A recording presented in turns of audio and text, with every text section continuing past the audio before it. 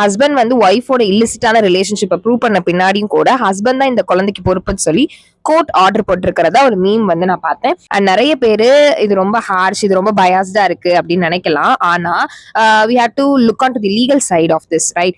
முதல்ல வந்து section 116 of PSA படி என்ன அப்படின்னா, ஒரு வேலிட் மேரேஜ்ல ஹஸ்பண்டுக்கும் ஒய்ஃபுக்கும் பிசிக்கல் அக்சஸ் இருக்கு அப்படின்னா அந்த டைம்ல பிறக்கிற குழந்தை ஹஸ்பண்டுக்குரியதா தான் கோர்ட் கன்சிடர் பண்ணுவாங்க. அண்ட் இதை வந்து கன்க்ளூசிவ் ப்ரூஃப் அப்படின்னு சொல்லிட்டு சொல்லுவோம். அண்ட் இதுக்கடுத்து ஏன் வந்து இந்த மாதிரியான கன்சிடரேஷன்ஸ் அப்படின்னா, 2 கன்சென்ட் அடல்ட்ஸ் பண்ற தப்புனால ஒரு குழந்தை வந்து அபாண்ட் கூடாது அப்படிங்கிற ஒரு வெல்ஃபேர் நோக்கத்துல தான் இந்த மாதிரியான ப்ரொவிஷன்ஸ் வந்து செட் பண்ணிருக்காங்க.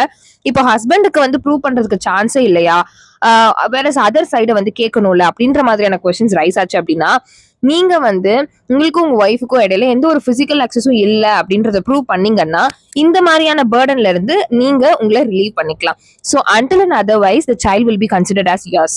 So we have to understand like few laws are for the protection and few laws are for the prevention. The court இதை எப்படி கன்சிடர் பண்ணுவாங்கன்னா, welfare of the child over husbands truth தான் இதை consider பண்ணுவாங்க. So இந்த மாதிரியான legal BOS தெரிஞ்சுக்கிறதுக்கு மறக்காம நம்ம பேஜை ஃபாலோ பண்ணிக்கோங்க.